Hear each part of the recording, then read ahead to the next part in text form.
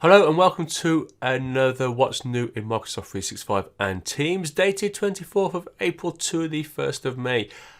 It's going to be a quick one this time. We've got a few revised timelines. I only had one real story that I wanted to tell you about, and that's the Whiteboard store is changing. We have a regular bite-sized updates. We've got ones to watch, a quick thank you, and I'll show you how to keep up with 365. Let's go through these revised timelines.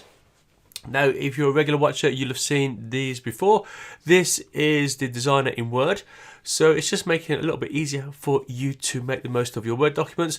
It's delayed again, due mid-June now. SharePoint templates. This is going to make it easier for those of you who create SharePoint pages and sites.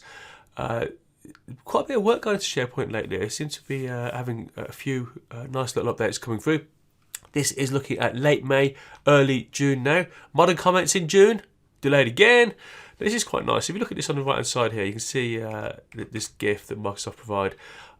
If you go to click on the comments button, you see the full comments experience, but by default, you have this experience now, where you only see the ones which are outstanding. That's quite nice. Blocking download permissions for Teams meeting recordings. So those people who visit or read writes to the recordings in Microsoft Teams, the ones that have gone to your OneDrive, they now can't download. So you kind of think maybe that should have always been the case, but it just means that just a bit more control over your recordings. Microsoft Forms, this looks quite nice. Forms has been getting quite a lot of love lately from Microsoft, and this is just going to provide you with a word cloud just to visualize the main content. That's delayed again. That can't be right, can it? So according to that, it's going to be May, mid-May to early May. So obviously, it's just a typo on my part. Sorry, folks. So you're going to be looking at mid-May to late May. Desktop app for Mac, including computer sound. I feel like I've been talking about this one forever as well. These ones crop up that just keep coming around month by month. This is looking at mid-May to mid-June now. So delayed quite a bit, that one. So these new options for attachments in Outlook on the web. So the default is going to be that it opens in the browser, but you can see here that if you click the drop down, then you get some more options. That is due over the next couple of weeks, maybe the end of May. Calls merging teams, pushed back a little bit. So that's late March to late May. So it started rolling out, but the tail, the end date has been extended to late May. So it's been pushed out a little bit. That looks quite nice, the way you can take a call, take another call, then merge those two calls together. Teams webinars plus new meeting registrations. So there's quite a bit to this one. So make sure you go back and have a look at the blog if you don't know what this is about. It just means when you do the drop down, you're going to see a new option, and it's going to be webinar style Teams meetings.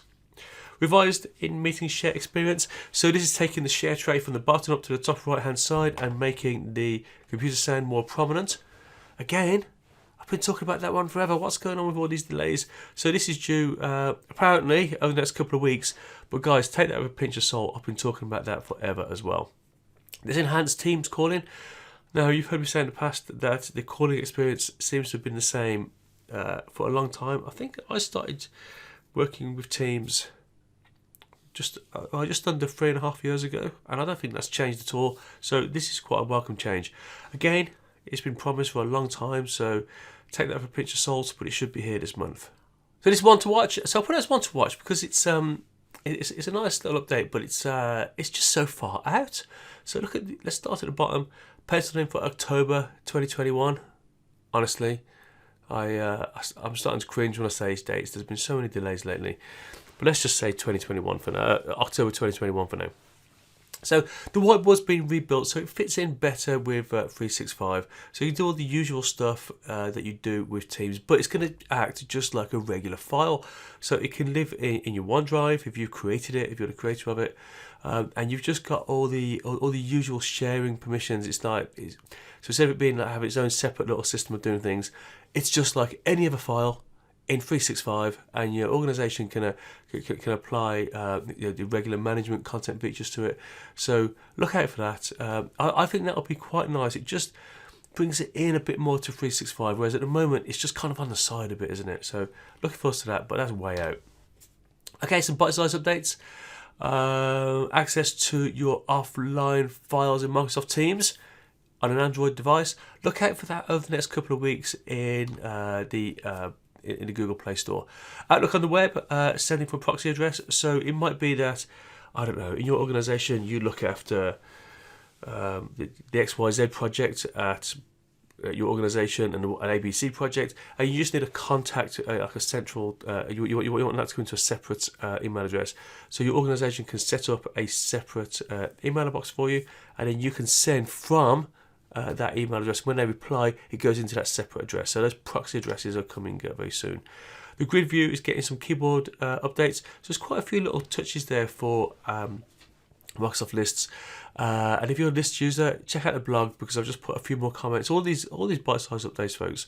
If you want more to read more about them, go over to the blog, scroll to near the bottom, and you can read a bit more about those.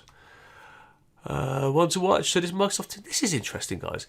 So this Microsoft Teams, I saw this appear on the roadmap.